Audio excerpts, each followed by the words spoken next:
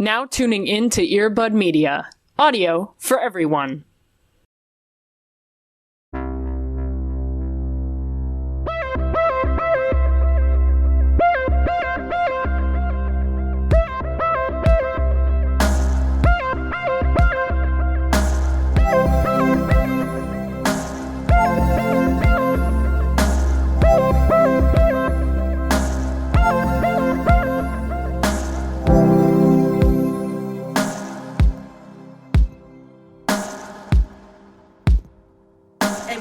Anything a newsletter these days. Anything could be a newsletter if you really put your mind to it, you know? Yeah. A thought is a newsletter. I can't actually deal with that level of obstruction today, but I appreciate you so much. Yeah, you appreciate at least the idea, you know? I'm more of an ideas guy, right. You know what I mean? I'm just kind of saying stuff. Someone get Cody a laser pointer and red string stat. Right, I am ready. It's essential. To be Charlie Day right now. I should probably watch that show at some point, huh? Yeah, you should. You know, I think the newest season, finished, I don't know, a couple months ago or something. And I was like, I was a little nervous, right? Because I was like, I haven't watched this in a long time. I was really into it when I was, in college. And I had a different brain then. So, will this still hit? Turns out it does. It does still hit. Is it still on? I feel like people always talk about it. It's still on. Yeah, that's it's wild. The longest running, sitcom of that nature, period. And it's still pretty consistent, which is wild. I feel like that goes against everything in the news about you only get 3 seasons of 6 episodes each. Right, exactly. And FX was like, all right, let's just do this for 20 years. Let's rock it and roll, baby. Damn. Fuck yeah. All right, well, maybe I think I've seen enough to know that, it's funny and it would be my shit. I just haven't watched it for some reason. And also, the early stuff there's a lot going on there. You know what I mean? It could be a little abrasive and a little, does it hold up, you know? I feel like it was always compared, when Succession came out, it was lumped into with Arrested Development and It's Always Sunny, but it's Succession is the more serious one or whatever. So I know I just need to do it. This is my new 2024 goal. Right. Welcome to our TV rewatch podcast. Right. That we've somehow accidentally labeled Into the Twilight. Yeah. We just got you here under a different guise so we can talk about media. Right. Yeah.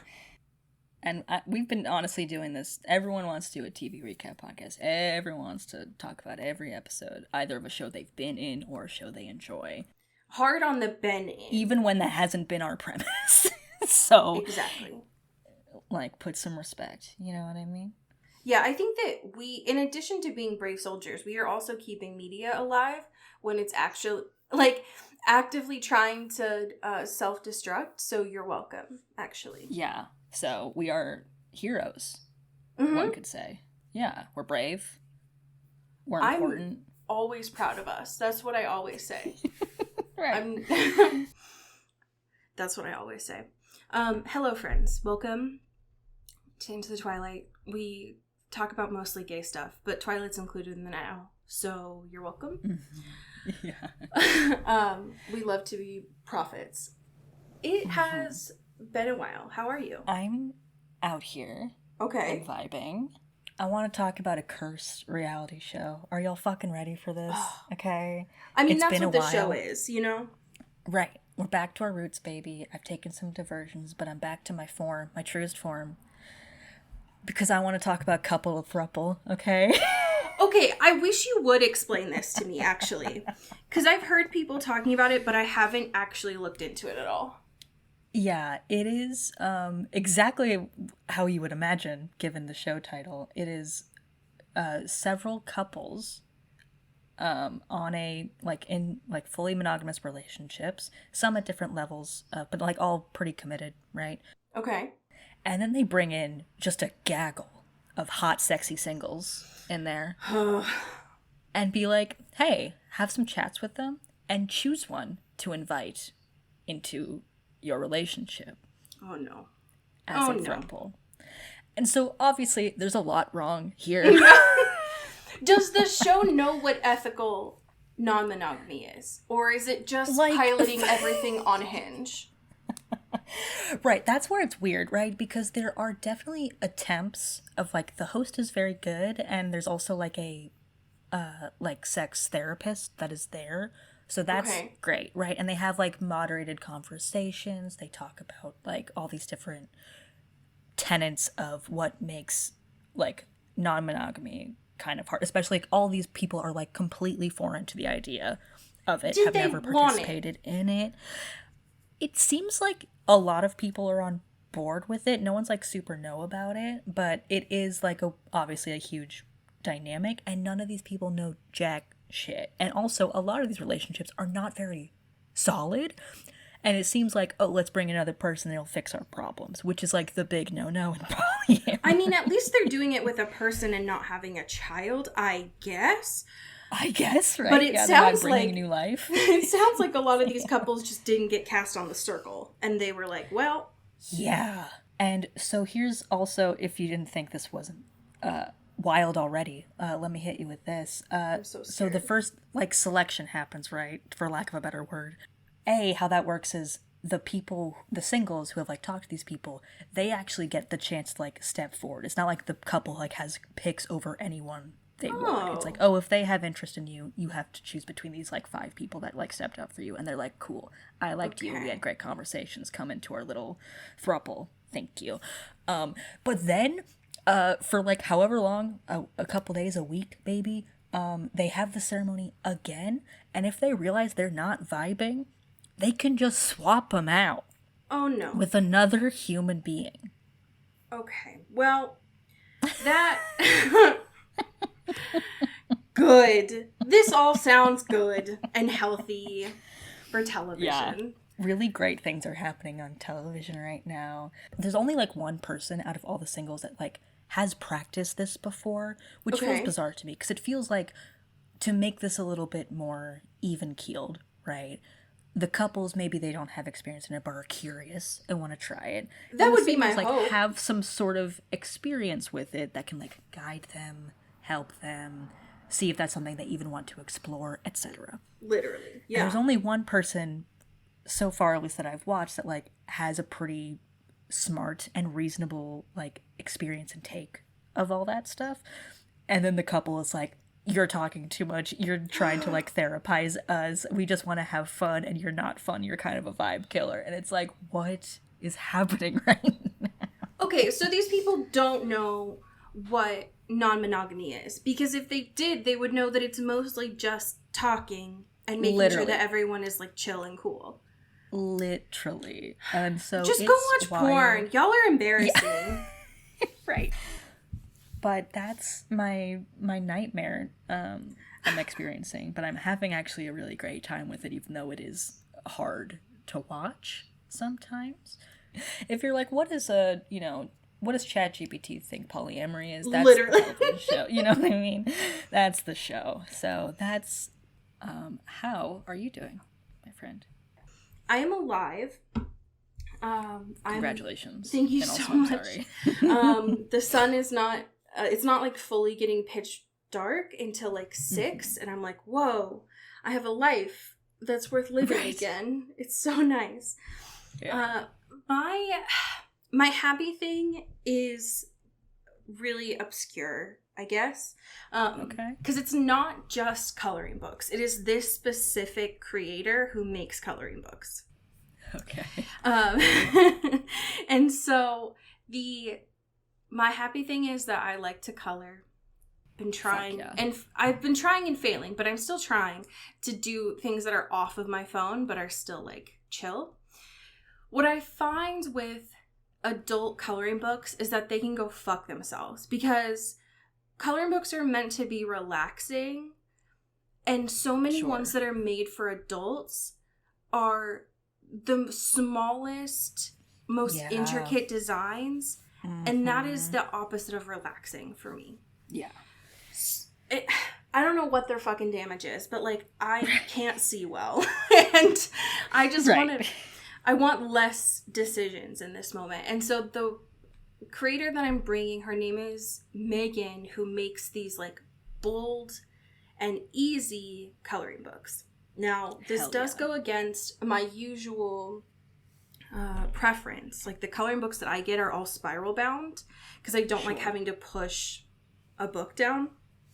But these make them really good because they are, in fact, bold and easy. Fuck yeah. I love that. I love when advertising is correct. Because the fact that, like, they are... It could... Like, kids could use this, obviously. Probably really good for kids. But they are... Yeah. I need, like, 2 or 3 colors to do it. If I wanted to get fancy, obviously I could do that. But there's so much less decision because they are essentially just, like, clip art images made big.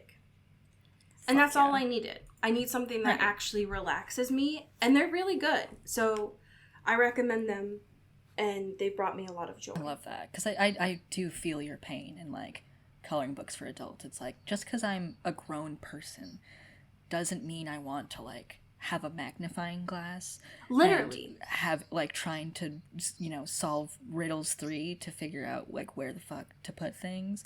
Sometimes I just want big, bold and brash, one could say, coloring. And that sounds because it's not just, like, meant peaceful. to be relaxing, but, like, there's dopamine that comes from finishing a coloring page. Totally. Yeah. And so if it's this, like, 900 ring Mancala... or Mandela, or whatever the fuck it's called, that's not relaxing. That's going to take, like, multiple sitting events to do. Whereas with these, it's like, oh, I can just color this turtle. It'll take me, like, 5 minutes, maybe 10 if I'm being really particular, and then I can just move on to the next page. And then you have a beautiful turtle. Exactly. And then it's a gift.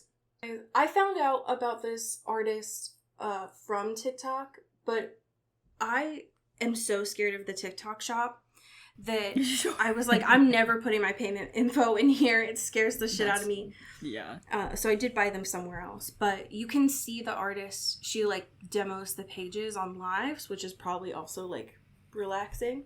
But if you want something that's chill, it's, like, less than $10. And I've gotten more than $10 worth of enjoyment out of it. Hell yeah. So I'll take it. I have one piece of current events to bring to the space today. This is just a rumor. I want to preface this. It's a piece from Fiction Horizon. It is a rumor that Mr. Robert himself is being eyed to lead an Apple TV show. Okay. Can you just imagine for me, in your mind palace, getting to see Robert on a weekly basis? I haven't even considered that possibility. His chops on a TV show is something that I didn't even have the audacity to consider. Right. Maybe that was foolish of me to think that he was reserved to movies forever. And voice acting, obviously. And voice acting, yes, absolutely. But my God. And also, listen, we didn't talk about this specifically on the show, but since we know for a fact that Mickey 17 has been delayed till at least 2025, I don't even... something like that. I'm so scared of getting excited for it, because I feel like they're going to keep pushing it. Yeah, because WB has a fucking vendetta. Let's make stuff and cancel it for our taxes. And now it's like there's a Robert Pattinson-sized hole in my heart that needs to be filled with Robert Pattinson, you know? And we still don't have the Boy and the Heron on VOD, so it's like, you gotta give us something here. Yeah. Like, I'm begging for scraps here. Exactly. But this looks good. This Neuromancer, based on, like, classic sci-fi, or not classic, like 1984 level, or time sci-fi novel, / like, kind of cyberpunk origin. Yes. Thing, yes. Which is cool. And I love that Robert Pattinson's kind of in his sci-fi bag. He's so good at it. Yeah, he's got, like, the perfect weird shit for that. Like, he's made for... I love this idea. Especially because, and I try not to pick favorites, because y'all know I have been a Mac stan for forever. But Apple TV currently, as of the time that we are recording this, doesn't have an ad version of their platform. And it's like the only one that when you pay that standard fee, there are no upgrades. And if they ever change that, then they're going to be in the shit house. Because right now, they can market themselves as being different. Mm-hmm. Yeah. So, and I feel like Apple TV has been pushing some good shit lately. So I'm interested. I want to know more. So here's what you missed on Glee last week. I was rudely reminded in the recap that Pearl died. Which was really a really pretty nasty rough, reminder. pretty rough stuff. Yeah. I also forgot, and so I'm glad that they reminded me in the recap of that messenger guy who steps in front of the truck. Yeah, that seems like that jarring. was forever ago. It feels like forever ago, and it was just as jarring as it was the first time. So yeah, thanks for that. But the end of last episode, Isabel came back. That's the main thing to know. Oh my god. How did this episode do ya? I want to bang my head on the fucking wall right Literally. now. I am so feral. This episode has had me the most feral after watching it. Which is kind of a high bar. Because we've had some nasty Damon stuff happening as of late, which has really solidified some things. Before we get to the stuff, the titular it's such a good episode. Yeah, it's like top to bottom, like shit is happening. You know, it didn't feel like we were bouncing around doing like random. Ooh, what's Caroline up to? You know what I mean? Like we got a lot of shit going on. We got to discuss. Okay. It wasn't even a good episode in the context of like I've signed myself up to watch the rest of this series. Right. But like this was a really good episode of television because you're right. It made sense. Like the flow of this episode was good, and we got all of our team players, and contextually they made sense to be there. And they are all like, yes, they all have a purpose within this, and it all matters. Like, yes, like which is so like hard. We got it. Yeah. I don't think that's happened once this season. No. And I don't mind them saving it for the finale, I guess. Right. Yeah. But I will say, all right, take your time. These 2 episodes are going to be our finale, like this week and next week. And so you're setting the bar for what I expect moving forward. And I didn't hate it. I didn't hate this bar. Yeah. The one thing I was not a fan of in this episode, which is very surprising to me, actually, Isabel. Okay. My girl, Jenny Schechter. Listen, it's been a long time since I've watched the OG L Word, you know? Sure. Because I gotta protect my heart, you know? Right. And I don't want to be played again. And that's valid. And take several hours of my life being bamboozled. But I forgot that that's how she acted. That's what she sounds like, and that's how she acts. Like she's being threatened with a gun? Very, like, it took me out so bad. There was no emotion in her voice. It was the most monotonous, like, wispy, raspy, like, no other emotion going behind it. It felt like when you distracting. When some people read Shakespeare in their English class. Yeah. Like, you have the opposite end of the Glee kids, right? Who are like, this is a performance. Which is not, that's also not correct, because again, we're popcorn reading the Shakespeare. And then on the other end, you have Miss Isabel, who just has no affect at all. No. It's honestly, if I wasn't so offended by it, I would be impressed by it also, because it's like, how do you say so much in this episode and none of it registers in any feeling whatsoever? Yeah. It's completely the same, and it's honestly I'm a little impressed by it. If this universe had energy vampires, that is who I would have cast for an energy vampire. Totally. That's like, it's kind of, that's what it seems like it was supposed to be, but it isn't. Which is bananas. But that really took me out, and I was like, I have to pay attention to so many things right now, but I can't stop fixating on that she sounds like this in this episode. Also, while we're talking about her, this is I know this goes against the show, because we've seen with Damon, like, oh, he's bad, but listen, he has like a heart. When watching this episode, I wanted Isabel to just be bad. And I don't mean that in the sense of a flat character. Right. But I was like, can we just get a bad bitch for once? Right. And that was how she was for like 2/3 of the episode. Mm-hmm. But then was like, oh, actually, I do care about you a little bit, Rick. Yeah, it's like, what if I actually had emotions? It's like, no, come on. Come on. And I guess that's what we're going to get out of Catherine. She's set up. Right, yeah. But it seems like she's so set up to be like, and yeah, like you said, not flat, but like her motivations are for herself. And that's also a totally valid character trait.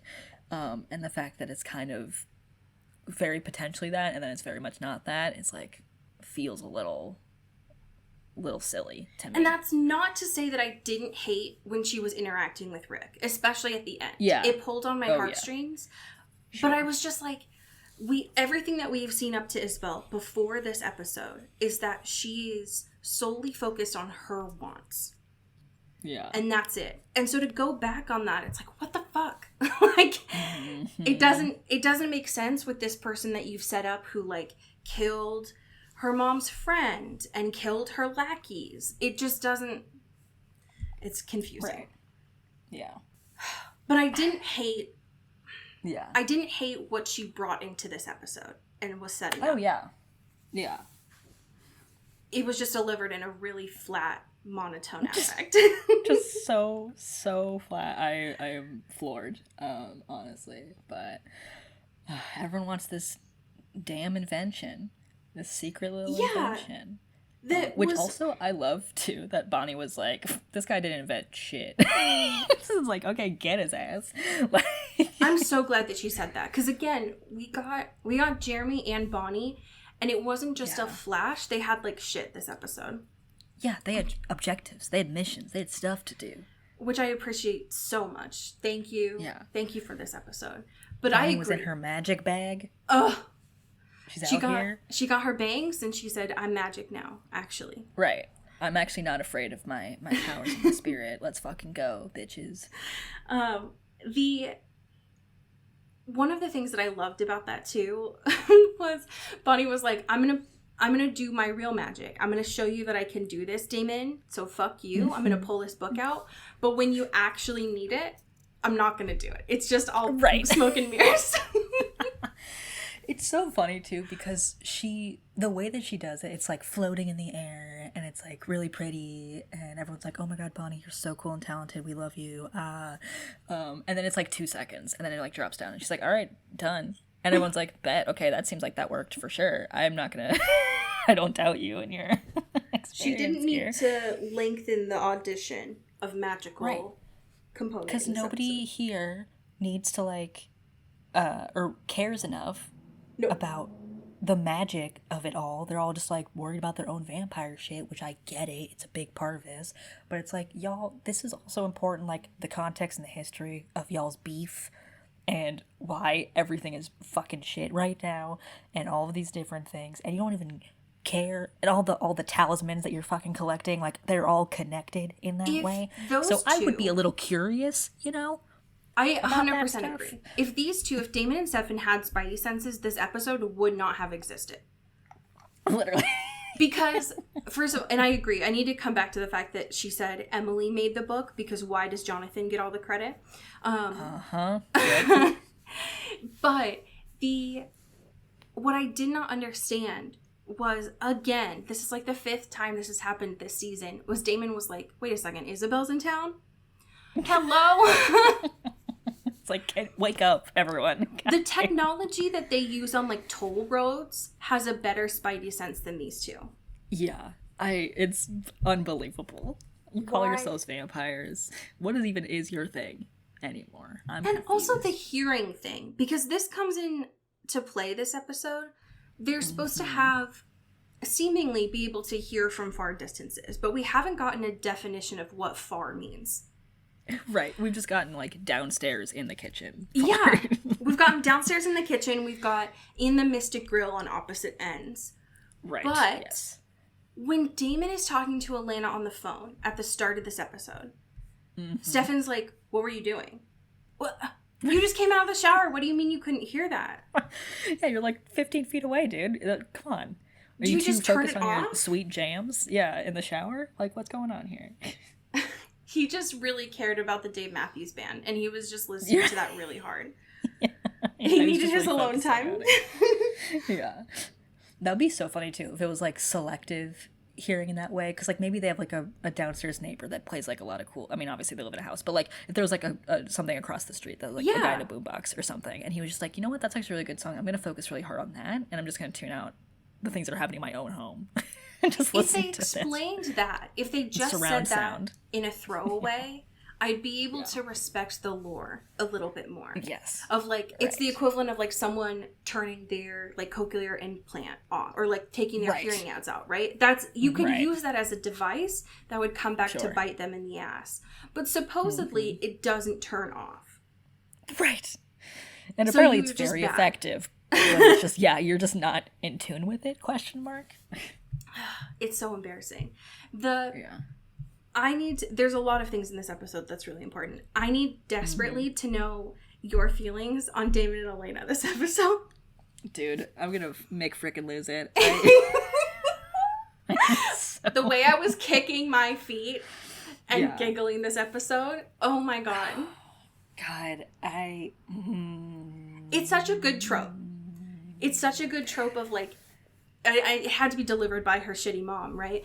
But, like, yes. Can't you see that this dude is obviously in love with you? I fucking can't. And, obviously this is supposed to be like, ooh, this is, like, he's the bad guy and stuff. But it's like, that's why it fucking works. Yes. Because, Stefan he's just there, you know? He's a flat He's not character. working for it. He's not fighting for it. He's just around. Right. I was honestly confused they were still kind of dating. Because, like, they don't hang out anymore. They don't talk to each other. I know Stefan's going through fucking shit. Whatever. But, like, even the way that Stefan and Damon are talking to each other about Elena. Oh, my God. Made me want to fucking gnaw my arm off. It was throw it away. so good. Ian Somerhalder's doing incredible work here. One of his best, I'd say. Yeah, and again, he keeps upping himself and this developing of the character more than just like, I'm bad boy, ooh woo. Right. And Stefan being like, hey, so we're chill, right? Like, you know, obviously we got stuff with Catherine, not gonna repeat that again. History's not gonna repeat itself, right? And Damon's like, sure, yeah, for sure, totally, for sure, whatever you say, man, totally, absolutely. Stefan's like, I don't want to be the jealous boyfriend, but you did pinky promise me that we wouldn't repeat what happened with Catherine again. Yeah, David just being like, yeah, you do seem like a jealous boyfriend, so thank you for telling me, because I already picked up on that, my guy. But he's, you know, and obviously this kind of big bombshell, which we can talk about further, with Damon's suspicions of things, but after that, him being like, hey, no, I'm so cool, we're like just friends, don't even worry, buddy, don't be threatened by me, we're just friends. However, you should drop this big bombshell on her, because you're the boyfriend, and you do big news, but when she's really upset and needs a friend to talk to, I'm around. Like, you know, puts hair behind ear, like, all Debbie Ryan. Yeah, literally, like, this motherfucker playing 6-dimensional chess right now. I'm obsessed I loved with that him. moment so much, because in the episode, it comes, like, right after Isabel drops that bombshell. Yes. And the reason why Isabel did that was her saying, like, earlier in the episode, you need to go get this from Damon. And Elena's like, what the fuck? Damon would never give this to me. Right. And we see it multiple times. Like, multiple people have asked for this invention that Damon has. And as soon as Elena looks at him and says, please, like, trust me, he's like, fine. Yeah. You know what I mean? Like, ugh. Yeah, come on now. It's so everyone just, like, banging on his door, being like, please, God, it's going to help everything. Like, this is going to save the town. Like, we're going to be so much better after this. We just need this one little thing, and you're being really annoying about it. And he's like, I will continue to be annoying about it. And Elena just walks in, like, bats her eyes for a second, and he just, like, throws it at her. It's like, okay, fine. Like, it's so obvious. And so to have this conversation with the two of them, of Damon and Stefan, seemingly right after they get home from this, like, showdown. And what I love about Damon in this moment is he's like, sure, fine, we won't share this girlfriend. But are you going to be a lying little shit like you've been this whole relationship with her? Like, are you going to keep information from her? And if you do, and when she needs someone to be able to talk to, you're not going to be there because you're the one that lied to her. I'm going to be the one to be there. Yeah. God damn. Oh my God. God damn. It is, and that is why, like, Damon is a complex character. He does a lot of shitty things. He self-admits that he's an asshole. But he's so much better for Elena because he's not just there. He's, like, trying. Yeah. I'm going to throw myself out of a window. I swear to God. And the fact that, like, they start this episode with being like, oh, Stefan's a brand new guy. He just got baptized.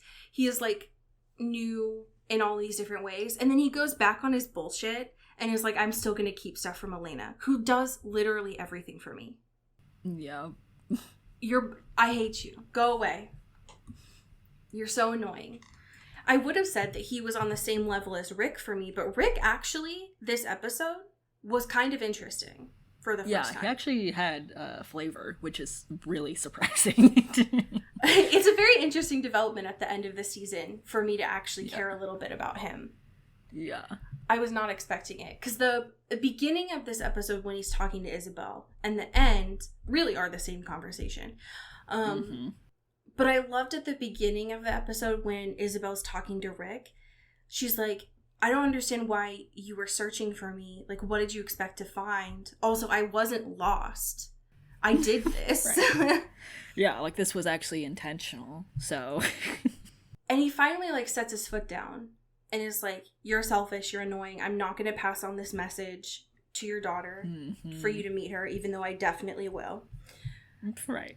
And then for it to end with him, like, the most interesting Rick that we've had all season is that conversation at the end, because he has nothing to lose. He throws off his ring, he throws off his vervain, he's like, if you're going to kill me, but don't be a coward about it. And then she's very much a coward about it. God damn. For him to not remember that too, fucked up. Nasty behavior. I don't like it. Can we talk about how every school event that's been hosted this year has been deadly? Why is there, like, Bonnie starting fires, the coach dying, Vicky disappearing, now Jeremy, when they're trying to do these floats, they can't have one chill thing. No, everything has to be somewhat, like, incredibly dangerous. Exactly. And Lives at risk are on of the the students' line. lives, particularly. Yeah. God damn. We finally now understand, like, the build-up of Founders Day, because it's happening next episode, but they've been celebrating the pre-part for, like, a month now. Right, yeah. I just don't understand why, when we did floats or parades at my school, it was like you're in student council or you're affiliated with that group. At this school, it seems like everybody makes a float. Yeah. You have to have arts and crafts. It's required for your grade. You need experience. You need your float credits. Which is why we only got a little bit of Tyler, thank God. But we also got Matt and Caroline, because they all really care about these floats.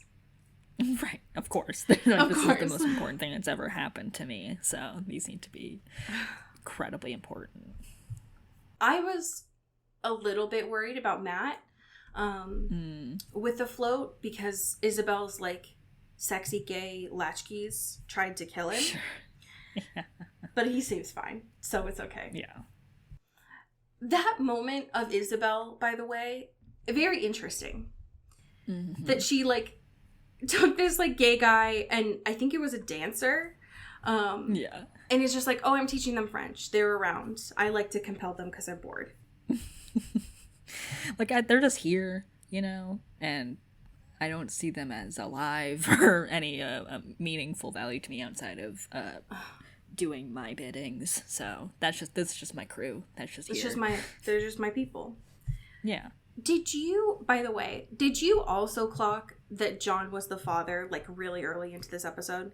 Yeah, I mean, I was trying to think of, like, because I was like, surely it's not just this one Isabel of it all, right? Like, there has to be some, and also, like, the timeline felt suspicious, and Correct. also, like, his connection, because it's like he's just their weird uncle who, like, shows up sometimes. Right. They don't really like him that much, and they don't really have a closeness to him, but it's like, why is he so dedicated to be back here?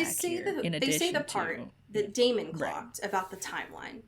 Right. Yes. But the way that Isabel slapped John felt like, oh, I know a lot about you, actually. Yeah. And there's like the relationship there feels much more than just like we had, you know, a fling kind of thing. Like, it feels like there was a deep emotional tie there. And there was. Yep. There definitely was. I mean, I don't like that it's John, but now I understand more about why his character exists and why he knows all this stuff. So I appreciate that. Right. I just feel bad for Elena, because, like, those are your parents. Yeah. Yikes, girl. But she even says at the end, like, thanks for being so disappointing. Because I didn't really consider you my mom anyways, or want you to be my mom. But thanks for making that decision for me. So, I don't mind that. Yeah. Same. I would love to know how you feel about Jeremy this episode. Oh my gosh. My sweet baby boy. What is happening? I relate to, I feel it, but also why? Guys, it's a Saturday. Can we chill the fuck out? Your horns are not weapons. That's not why cars made them. Okay, I think they've calmed down. All right. They just needed to get it out. You know, I feel that, actually. Right. Jeremy broke me, as he often does. That conversation with Elena when she's just like, what was it? I had it in my notes. I just wanted to take away your pain. Oh my god. That's fucked up. Why would you say that to me? I hate this. The confrontations that they had this episode, we knew were coming. Like, it's been boiling. Right. They've been bubbling up for sure. Yeah. But when it actually happened, it was so painful. Right. And also this whole time being like, hey, you know, my girl. Has anyone seen my wife? In a minute. Like, I'm confused.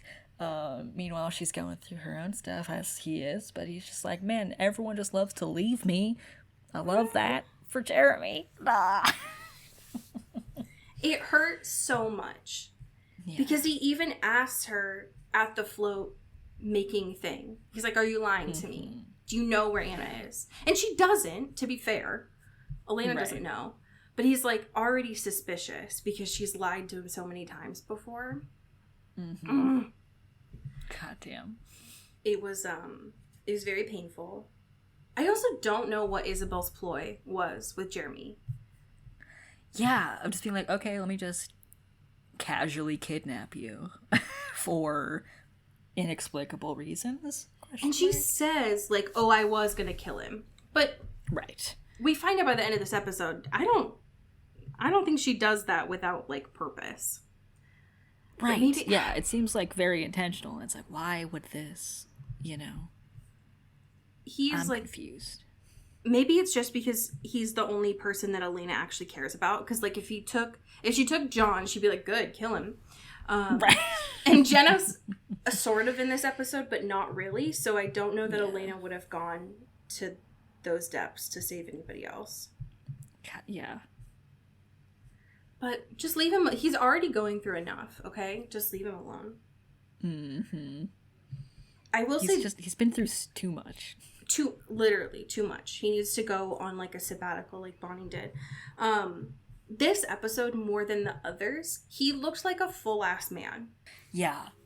He is aging at a rate that is actually kind of a little concerning and scary to me. Because he is supposed to be... This show started with him being a freshman.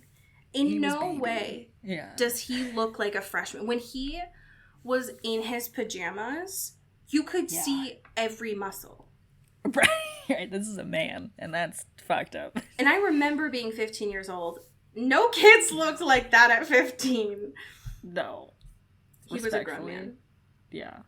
If they were, he would have devastated me. But it was very painful to not know what was happening with Anna. And then that moment with them at the end of the episode, I was weirdly invested. I actually kind of cared about her. I wasn't expecting that. Yeah. But also, I do love the fact that she was like, I have nowhere else to go. Girl, you are a vampire. You should have all of the means. But I think she just wanted to be with Jeremy, which is fine. Yeah.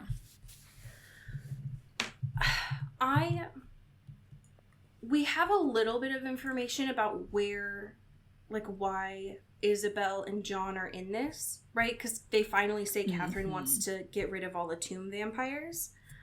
Yeah. +2. That was Isabel's addition. She definitely doesn't fuck with the Salvatores. What do you think Catherine's going to show up at the season finale? I feel like she has to, right? Right? That's the only logical, this has been the elephant in the room for the entire time, and, I would have to imagine there's a bit of a diva off, you know what I mean? I have to assume that it's building up to that. Well, especially because, since Bonnie didn't take the killing part out of that invention, that's got to come in handy at some point. Right. Yeah. What? Okay, if you had to put bets, next week's episode for the Founders Day Parade, for real this time, not just all of the prep, what do you think is going to happen? I don't think anyone's going to be happy or emotionally stable. I'm really nervous for almost everyone involved. I agree. My fear after the way that she was treated this episode is that Caroline is going down. Yeah, because I think it's too early for Bonnie in this moment. And she's useful. Right, she's incredibly useful. Caroline has, respectfully, not been really pulling a lot outside of being really good at celebrating the town and all of its local culture. So, I feel and especially this being, the big event that she's been working on forever and is super passionate about, that seems, ripe for, The reason why I'm worried is not because I don't want to see Caroline. And, I know that she exists later on because we haven't gotten to Klaus, who's the only person that I actually knew. Right. My fear is that she is the sheriff's daughter. She's not wearing vervain, which doesn't fit with what we know about that whole, vampire killing crew. And this episode was the first time in a while that she has been compelled by a bad guy. Right. Yeah. And I'm afraid that, if she is the only one out at this point, they can't do it to Bonnie. Matt doesn't know enough for it to matter. That Caroline might get got in some way. Why is she not wearing vervain? I'm so confused. Come on, help this girl out, all right?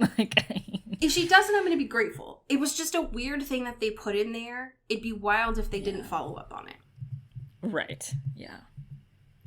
So I'm confused. But I'm also excited about next week. Hell yeah. Since they have a Gone with the Wind float, which you can see in this photo, this photo for next week. Yeah. Unfortunately, that is very Caroline shit, so I'm not surprised, but still. Yeah, it's got her touch all over it. I would be shocked if she wasn't Gone with the Wind's my favorite movie. I watch it all the time. I'm very excited for us to finish the season next week. Oh my gosh. That seems wild and fake. Yeah. We have some amazing patrons to thank. Do you want to kick us off?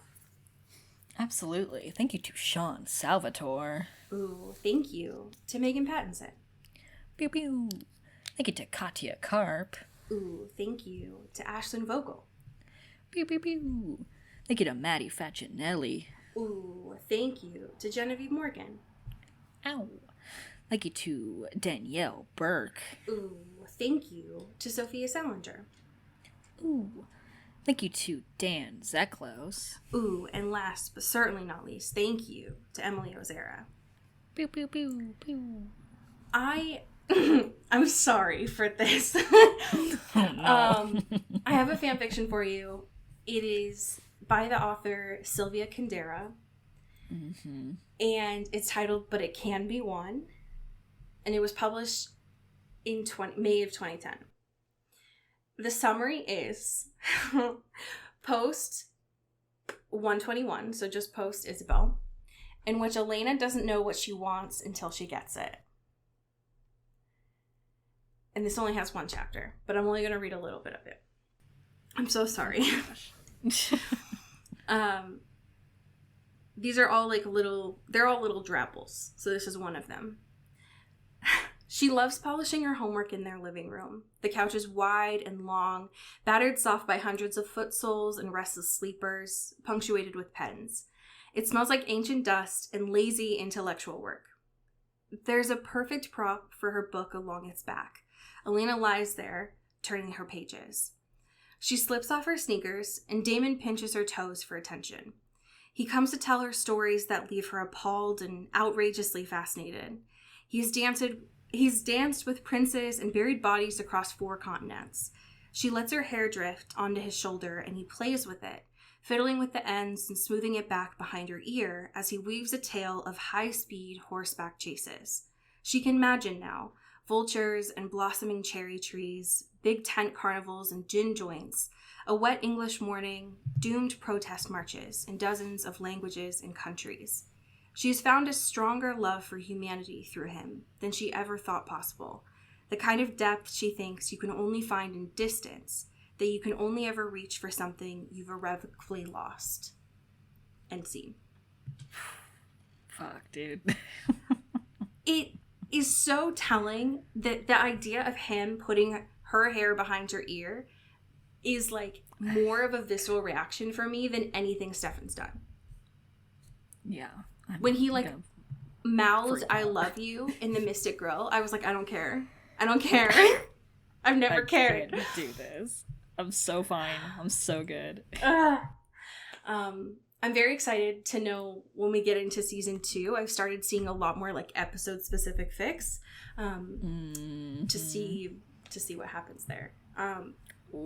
You know what, friends? This would be a really good time to get your community on the show, because we're just about to wrap up season 1, so it's a great time to just catch up. Yeah, so this is the time. It's never been more important. Right. Get out the vote. Right, exactly. Pokemon Go to the podcast or whatever. Yeah. I'm gonna regret saying that like immediately. I love when we get the episode title right at the end. You know what I mean? That's good stuff. Oh God. Okay. Well, as we say in the Pacific Northwest. Get it. God damn it.